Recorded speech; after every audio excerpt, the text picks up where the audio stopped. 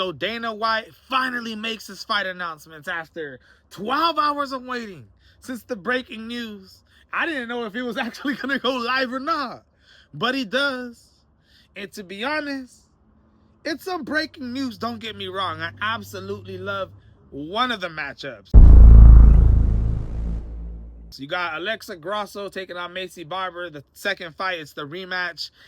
This is going to be a great fight between both women, but not what I expected in total of what he was going to announce. The one other fight that he announced that I'm actually excited for is Isreal, the former middleweight champion of the world, who also competed for the light heavyweight bout against Jan Blachowicz, if you don't remember, lost that fight, but defended his title 6 times, was going to defend it for the 7th time before losing to Alex Pereira. Came back after the Alex Pereira loss, knocked out Alex Pereira in the second round at the second fight, if you don't remember. Absolutely ridiculous. The first fight, he was on his way to a victory before Alex Pereira just ridiculously landed that left hook, right hand, uppercut, boom, put him on the fence. Ridiculous combo. The ref had to step in, it's over. Then we see Isreal Adesanya all of a sudden in his last 5 fights. He's 1-4. He goes on a 3-fight losing streak. Yes. He won his title back beating Alex Pereira. Then lost it the next fight against Sean Strickland. Sean Strickland, who, yes, is a very good fighter. When you look at him right now in the rankings, isn't he ranked number 3? Is a high-level fighter.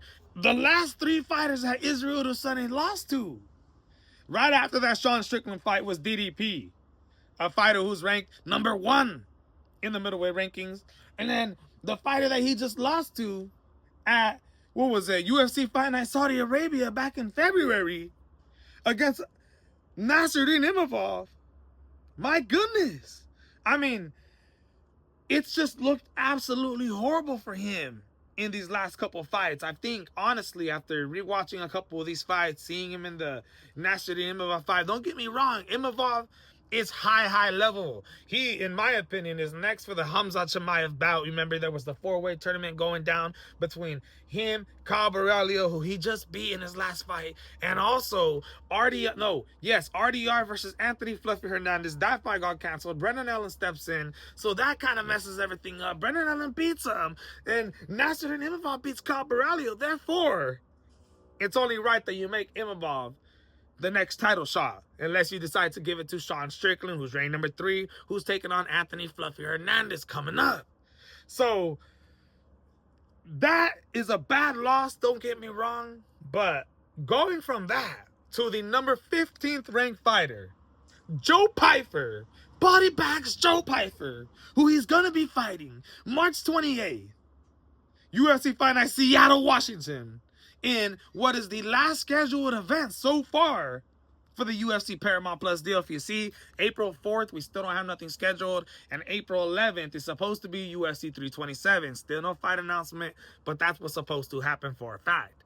Now, Joe Pyfer on a 3-fight winning streak so far after suffering his first defeat in the UFC, 6-1 in the UFC, losing to Jack Hermanson, but since then has got a lot better, man. Honestly, he's coming off a win against Abus Magomedov. And look, he lost the first round. Don't get me wrong. He lost the first round. It was looking, not too great. Going into the second round, he hits him with that right hand, hits him with another right hand, boom, drops him, just able to just dominate him on the floor. Was able to get the back control, got him in a rear naked choke, and submitted him. Right? Before that, beating guys like Calvin Gastelum. I thought he was going to finish him and become the first guy to ever finish Calvin Gastelum. That didn't happen. But Joe Pyfer, and don't forget, before that, he was supposed to fight Calvin Gastelum in the beginning of 2025 in Mexico, but the fight got canceled due to Joe Pyfer getting sick.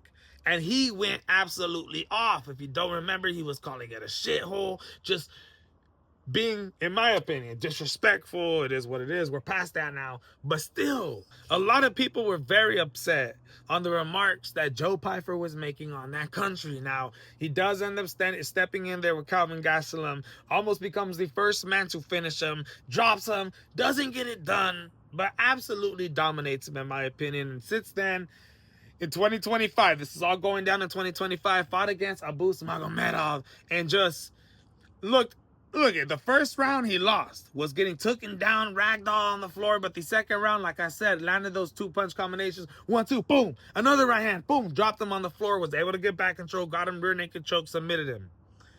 He earns the number 15 ranked position in this UFC division, the middleweight division.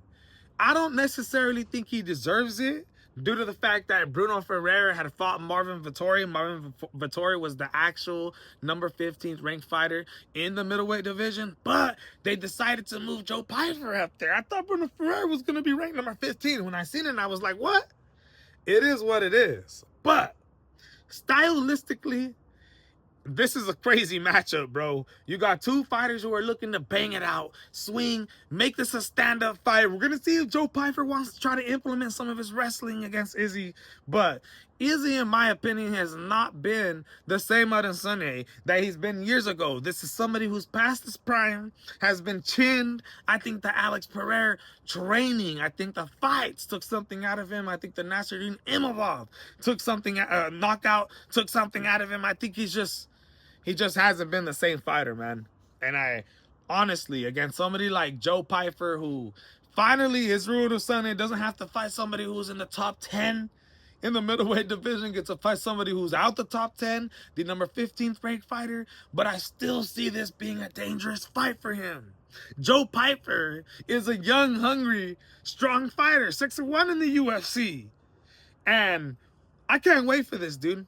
I can't wait for this. I see some of the people reacting bad, saying, man, we wanted to see something bigger breaking news. But at the end of the day, it is what it is, man. I love watching Isreal Adesanya fight. And I always love watching Joe Pyfer fight due to the reason that I love when, he's in controversy. I like seeing this kid deal with pressure, deal with the people talking crap on him, and then him coming out and proving everybody wrong. It's going to be an exciting fight.